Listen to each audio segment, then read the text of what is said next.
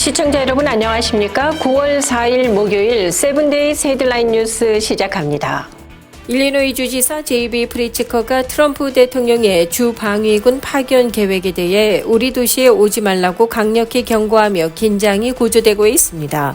프리츠커 주지사는 다가오는 주말 시카고에서 대규모 이민 세관 단속국 단속이 있을 수 있다고 경고하면서 이는 정치적 의도가 있는 행위라고 비판했습니다.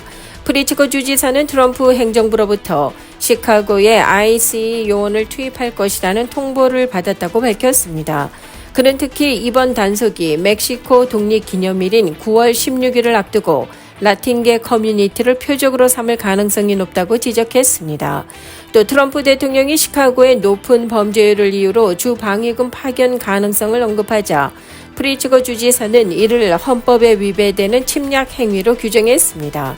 프리츠커 주지사는 만약 트럼프 행정부가 주정부의 동의 없이 주 방위군을 파견할 경우 법적 조치를 취할 것이라고 밝혔습니다. 미 정치 전문 매체 더 힐이 2028년 미국 대선 유력 후보들을 분석하며 공화당과 민주당의 차기 주자 순위를 공개했습니다. 더 힐은 공화당의 차기 대권 주자 1순위로 벤스 부통령을 꼽았습니다. 트럼프 대통령보다 젊은 나이와 힐빌리 출신으로서 노동계층의 지지를 얻을 수 있다는 점이 강점으로 평가됐습니다. 뒤이어서 도널드 트럼프 주니어가 2위를 차지했고 이라크 및 아프가니스탄 참전 용사 출신이자 강경 매파 외교관으로 활동한 톰 커튼 연방 상원의원이 3위에 올랐습니다. 한편 민주당에서는 게빈 뉴섬 캘리포니아 주지사가 1위로 선정됐습니다. 더 힐은 그를 지난해 대선 패배로 인해 존재감이 희미해진 민주당에서 트럼프 대통령에 가장 강력히 맞서는 인물로 평가했습니다. 2위는 진보의 아이콘으로 불리는 알렉산드리아 오카시오 코르데츠 연방 하원 의원이 차지했습니다. 그는 모두를 위한 메디케어, 그린 뉴딜 등 급진적인 의제를 내세워서 민주당 지지층으로부터 큰 호응을 얻고 있습니다. 마지막으로 지난해 대선에서 패배한 카밀라 해리스 전 부통령이 3위에 이름을 올렸습니다.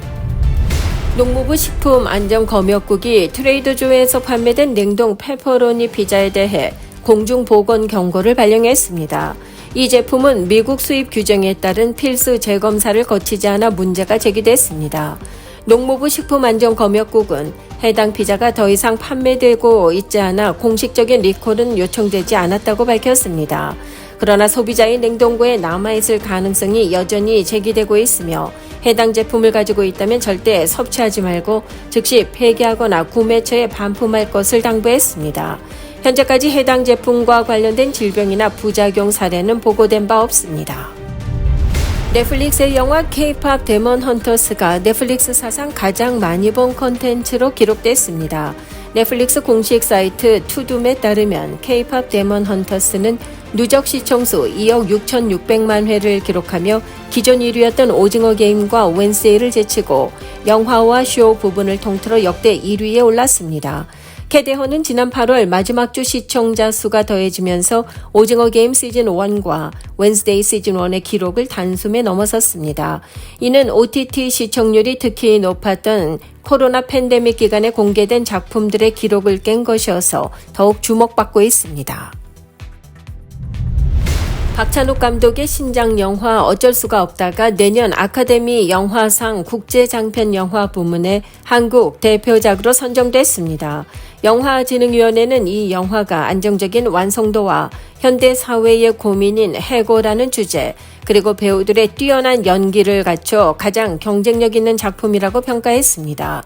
어쩔 수가 없다는 해고당한 가장 만수가 재취업을 위해 고분분투하는 이야기를 다루고 있는데 도널드 웨스트 레이크의 소설 X가 원작입니다. 이 작품은 최근 제82회 베네치아 영화제 경쟁 부문에 초청돼 호평을 받았으며 주요 부문 수상에 대한 기대감도 높아지고 있습니다. 민주평화협의회가 2025년 11월 1일부터 2년 임기로 활동할 제22기 해외자문위원 후보자를 모집합니다. 지원 서류는 2025년 9월 10일 오후 5시까지 주 시카고 총영사관에 직접 제출하거나 우편으로 보내야 합니다.